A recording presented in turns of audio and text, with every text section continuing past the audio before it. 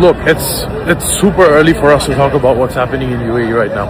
You'll see a lot of fake videos going on right now, showing explosions. খুব কষ্ট নিয়েছিল, তার বাবাও নাই, তাকে কেউ পাত্তা দিচ্ছে না। পাত্তা চাই তোমার কাছে, পাত্তা চাই। ক্ষুধা লাগছে সব। শ্বশুর বাড়ির থেকে খাবার আসছে ফারদিনের, খাও। হায় আচ্ছা। বিয়ের 5 বছর পর সংসার ভাঙল মৌসুমী ওমর সানির ছেলে ফারদিন এহসান স্বাধীনের। মৌসুমী ওমর সানির ডিভোর্সের খবরে ছেলের সংসার ওলটপালট হয়ে গেছে।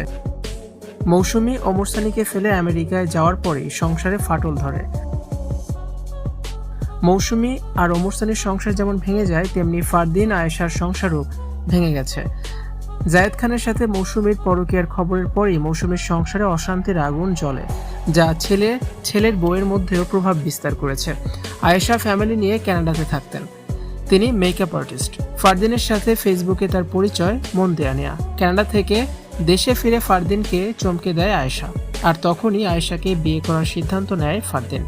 দুই পরিবারের সম্মতিতে তাদের বিয়ে হয়, যদিও প্রথমে মৌসুমী ওমর সানি রাজি ছিলেন না বলে শোনা যায়।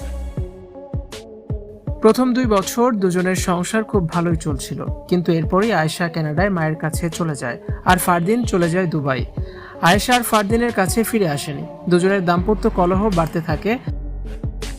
জানা গেছে মৌসুমী ওমর সানির ডিভোর্সের খবরে লজ্জায় মুখ দেখাতে পারছে না আয়েশা ও তার পরিবার, তাই আর আয়েশা ফারদিনের সাথে সংসার করতে চায় না। তবে ফারদিন অভিযোগের আঙুল তুলেছেন স্ত্রী আয়েশার চরিত্রের দিকে। বিয়ের পরও আয়েশার অন্য ছেলেদের সাথে সম্পর্ক ফারদিন মেনে নিতে পারেনি। ফারদিন ডিভোর্সের কোনো কারণ উল্লেখ না করলেও কারণ ছাড়া তো ডিভোর্স হয় না। ফারদিন বলেন, আমি আমার স্ত্রীকে নিয়ে বাজে কথা বলতে চাই না, সে যা করেছে তা আমার মধ্যেই থাকুক, কিন্তু আমি এই সম্পর্ক নিয়ে অনেক ভেবেছি, আমি শান্তি পাচ্ছিলাম না। এরপর আমি মক্কায় ওমরা হজ করতে যাই। হজ করার পর আমার মনে শান্তি আসে, তখনই আমি এই সম্পর্ক শেষ করার সিদ্ধান্ত নিই। আয়েশা কানাডায় তার বাবা মায়ের কাছে ফিরে গেছে। আমাদের বৈবাহিক সম্পর্ক এখানেই শেষ। ভিউয়ার্স, ওমর সানি মৌসুমীর কারণে যে তার ছেলের সংসার ভেঙে গেল, এটা নিয়ে আপনাদের কি মন্তব্য জানিয়ে দিন কমেন্টস করে। আর ভিডিওটি দেখার জন্য ধন্যবাদ।